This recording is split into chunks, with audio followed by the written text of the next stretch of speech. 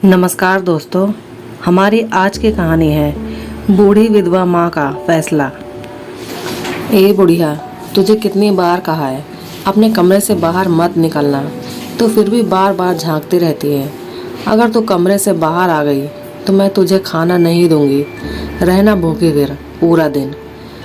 शांता देवी की बड़ी बहू नीता ने झल्ला कर कहा तो शांता देवी जी सहम गई और अपना सिर झुका लिया और अपनी खाट पर जाकर बैठ गई। ये कहकर नीता वहां से चली गई। बूढ़ी लाचार बेबस औरत और कर भी क्या सकती थी। बहू का विरोध करने का वह सपने में भी नहीं सोच सकती थी। कौन है उनका हिमायती जो उनका साथ दे। 2 वक्त की रोटी मिल जाती है, अगर बहू का कहना नहीं माना तो वह भी नहीं मिलेगी।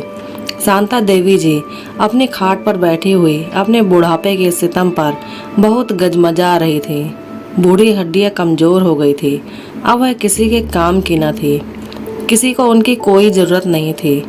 एक टूटे सामान की तरह एक कमरे में फेंक दी गई थी। इस कमरे से बाहर निकलने पर उन्हें पाबंदी थी। अगर वह कभी कमरे से बाहर आ जाती तो उनकी बहुएं उन्हें बहुत डांटती थी और फिर कमरे का दरवाज़ा भी बंद कर दिया जाता था। और फिर जब उनका दिल करता जब वह कमरे से दरवाज़ा खोल दिया जाता। इसी डर के कारण से वह खुद ही अपने कमरे से बाहर नहीं निकलती थी। जिस घर में शांता देवी कभी दुल्हन बनकर आई थी, जिस घर को उन्होंने अपने हाथों से प्यार से सजाया था, उसका अपना घर आज उनके लिए केवल एक कैद खाना बनकर रह गया था। वक्त ने आज इसी घर में कैदी बना दिया था। शांता देवी जी बैठी हुई अपने ही आप से बातें करती रहती थी और अपने पुराने दिनों को याद करती रहती थी। 15 वर्ष की आयु में ही शांता देवी जी का भानु प्रकाश जी से विवाह हो गया था। शांता देवी जी को उस समय ज़्यादा काम नहीं आता था, सही से खाना बनाना भी नहीं आता था। माता पिता की इकलौती संतान थी, इसलिए लाड प्यार से ज़्यादा काम भी नहीं कराया जाता था। भानु प्रकाश भी अपने माता पिता की इकलौती संतान थे। इतनी कम आयु में विवाह होने के बाद भी शांता देवी ने कभी कोई शिकायत का मौका नहीं दिया था। वे सदैव पति के साथ कदम से कदम मिलाकर चलती थी। यही कारण था भानु प्रकाश जी शांता देवी से अत्यधिक प्रेम करते थे। शांता देवी बहुत ही बुद्धिमान और समझदार औरत थी। अपने संस्कारों और कुशलता से उन्होंने अपने घर को स्वर्ग बना रखा था। शांता देवी की हर काम बड़ी साफ सफाई से और बहुत सलीके से किया करती थी।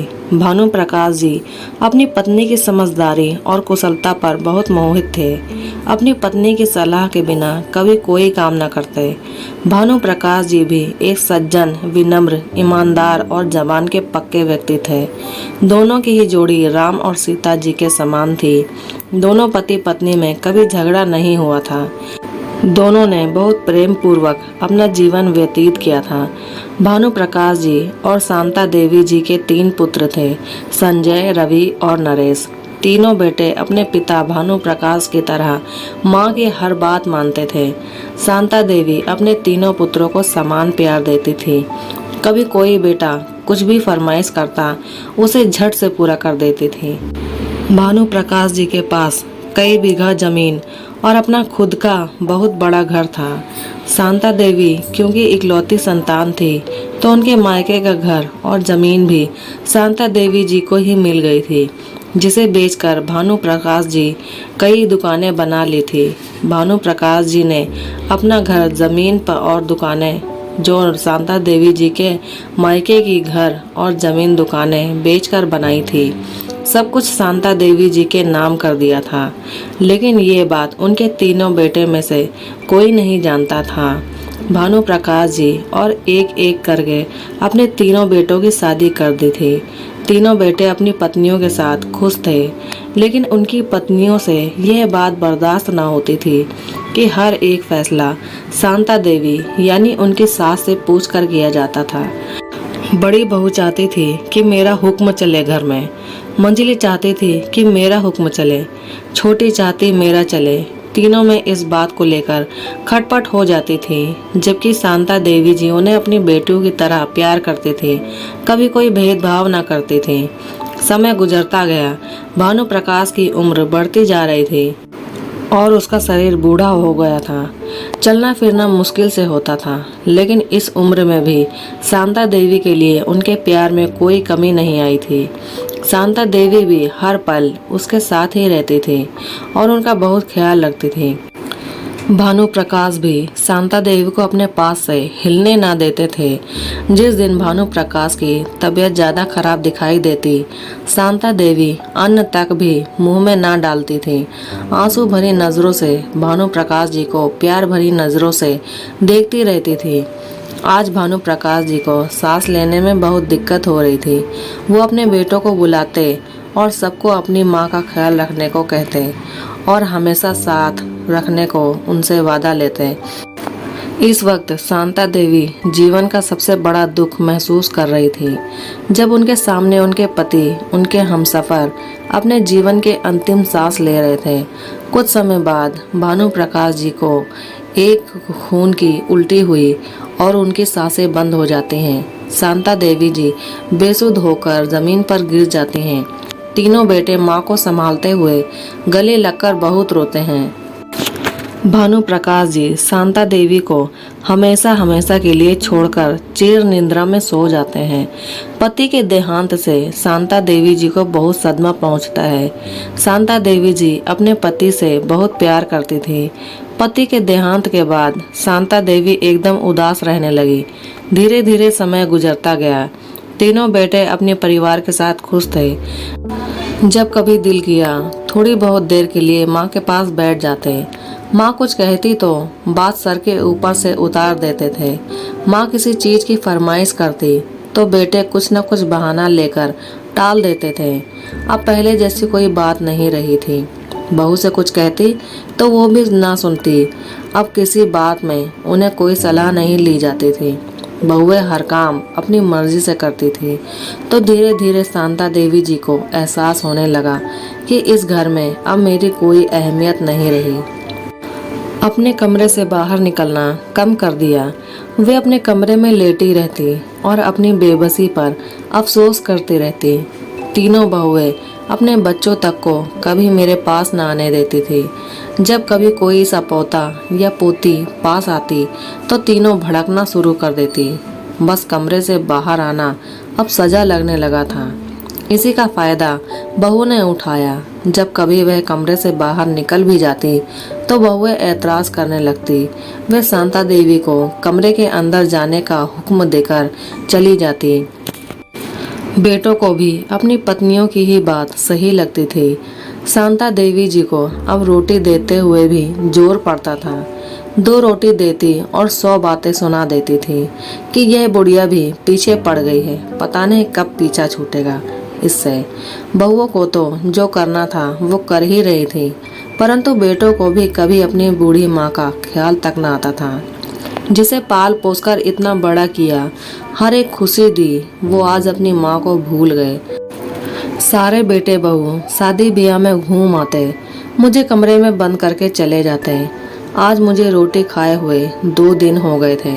भूख के मारे जान निकली जा रही थी। मैं जैसे तैसे उठी और बाहर निकली। कोई दिखाई न दिया, पता नहीं सब कहाँ है। मुझे तो बस रोटी चाहिए थी। मैंने जैसे ही रोटी हाथ में उठाई, पीछे से मंझली बहू ने हाथ पकड़ लिया, मेरी रोटी छीन ली। बोली, रोटी चोरी कर रही थी बुढ़िया, जब खाने को दे दिया जाता है तो चुराने की क्या जरूरत है। बहू ने चिल्लाकर कहा। बहू, मैंने 2 दिन से कुछ भी नहीं खाया है तो मैं क्या करूं? मैंने कोई ठेका ले रखा है तुम्हें खाना खिलाने का? अब तो यह बुढ़िया घर में चोरी भी करने लगी है। अब इस बुढ़िया को घर में रहने का कोई अधिकार नहीं है। पता नहीं हमारे पीछे घर में से क्या क्या चोरी कर ले। ये कहकर बहू ने उन्हें धक्का देकर घर से बाहर निकाल दिया। मैं घर के बाहर खड़ी दरवाजे को पीटती रही। फिर बहुत देर बाद छोटी बहू बाहर आई। इसने मुझे अंदर ना जाने दिया। उन्होंने बहू के हाथ पैर जोड़े कि मुझे अपना कुछ सामान तो लेने दो, मैं अपना सामान लेकर यहाँ से चली जाऊँगी। तो दूसरी बहू ने कहा, ठीक है, ले जाने दे, वैसे भी हमें इसका सामान कूड़े में ही तो फेंकना पड़ेगा। मैंने अपना कुछ सामान लिया और घर से चली गई।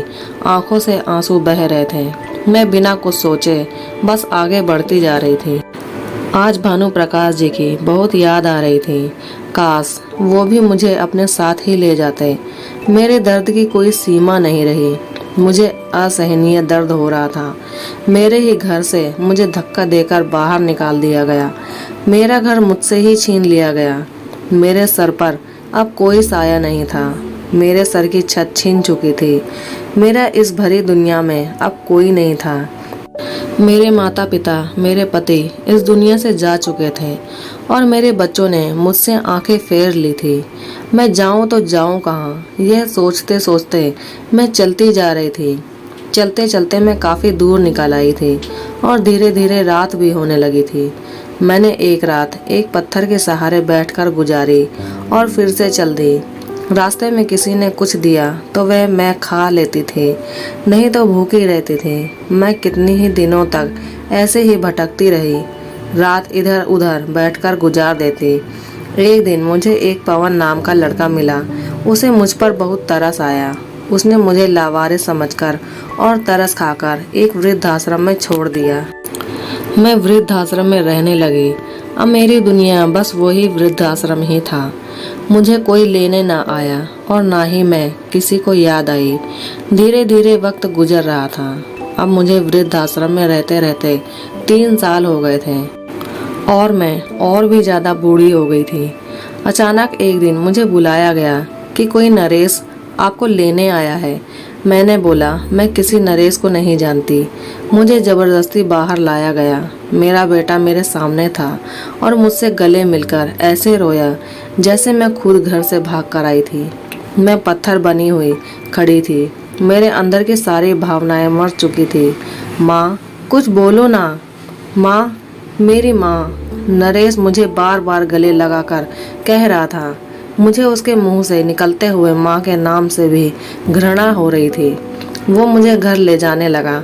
मैंने साफ मना कर दिया, लेकिन फिर बहुत ज़बरदस्ती मुझे वहाँ से ले गया जहाँ अब मैं कभी नहीं जाना चाहती थी। सबने मेरा ऐसा स्वागत किया जैसे मैं नई नवेली दुल्हन हूँ। मुझे इन सब से बेतहाशा नफरत हो रही थी। मेरी खूब आव भगत हो रही थी। जिन बहुओं ने घर से धक्के देकर बाहर निकाला था वो हर समय सर पैर बींचती रहती। मैं एक बेजान पत्थर थी जिसके अंदर अब कोई भावनाएं नहीं थी। एक दिन तीनों बेटे बहुएं मेरे पास आए और बोले, माँ, जो अस्पताल के नाम प्रॉपर्टी है वो हमारे नाम कर दो। अब आपका क्या भरोसा कब टाइम आ जाए। मुझे अब समझ आया कि मुझे यहाँ किस लालच में लाया गया है। मेरे अंदर का धैर्य अब जवाब दे गया। मेरे बच्चे इतने स्वार्थी हो गए थे, ये मैंने सोचा भी नहीं था। 3 साल से मेरी कोई सुध ना ली। 3 साल में सुध ली तो वो भी अपने लालच को।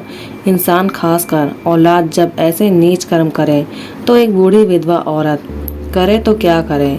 जिन बच्चों को 9 महीने अपने कोख में रखकर पाला, जिन बच्चों के लिए जवानी बर्बाद कर डाली, आज बुढ़ापे में इसका बदला मुझे मिल रहा है। मैंने गुस्से में बोला, मेरे पास कोई प्रॉपर्टी नहीं है और होती भी तो तुम जैसे लालचियों को ना देती। मेरी सारी जायदाद तुम्हारी ही तो थी यदि तुम लोग मेरे साथ ऐसा व्यवहार ना करते। बुढ़ापे में मुझे और चाहिए भी क्या था।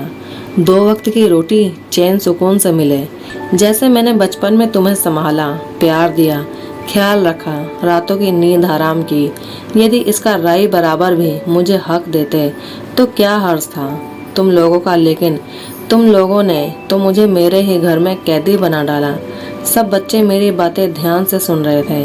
वो मुझसे मिन्नत करने लगे, मेरे हाथ पांव जोड़ने लगे, कहने लगे, माँ, तुम अब चिंता ना करो, हम सारी कमी पूरी कर देंगे। मैंने कह दिया कि सारी कमी तो तुम लोगों ने पूरी कर ही चुके हो, अब क्या बाकी है। मेरे नाम जो कुछ था वह सब कुछ मैंने सब चैरिटी के नाम जमा कर दिया था। ये सब सुनकर उनके पैरों से ज़मीन निकल गई। उन्हें ये बात बर्दाश्त नहीं हो रही थी कि इतनी जायदाद हाथ से निकल गई।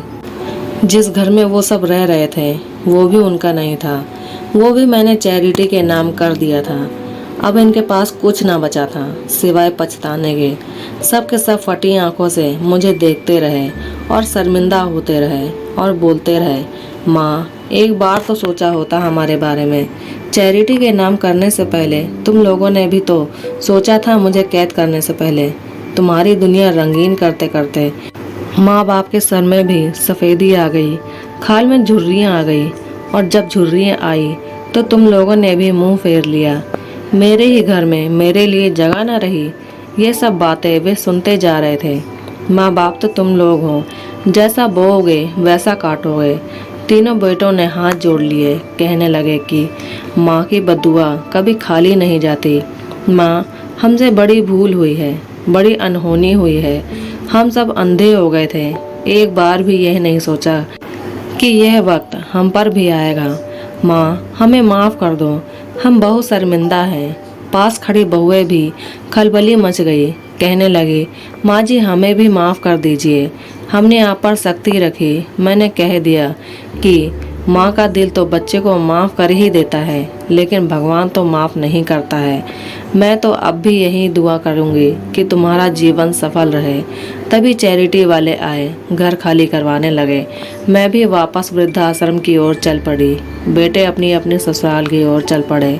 सबने मुझे रोकने की कोशिश की और अपने साथ चलने की जिद की, लेकिन मैंने मना कर दिया कि अब तो तुम्हारा खुद का कोई और ठिकाना नहीं है। अब तो तुम लोग अपना जीवन व्यतीत करो। मैं अपने वृद्धाश्रम जाती हूँ, जहाँ मुझ जैसे बहुत से बुजुर्ग लोग अपना जीवन आराम से व्यतीत कर रहे हैं। जब कोई कमी नहीं रखी माँ ने अपने बच्चों को पालने में, फिर क्यों कसर रखी बच्चों ने बूढ़ी माँ को संभालने में। दोस्तों, अगर आपको मेरी ये कहानी अच्छी लगी तो प्लीज़ वीडियो को लाइक करें, शेयर करें और हमारे चैनल को सब्सक्राइब करें। और इस कहानी में माँ ने अपने बेटों के प्रति जो फैसला लिया वो आपको सही लगा या गलत, ये हमें कमेंट करके ज़रूर बताएं। धन्यवाद।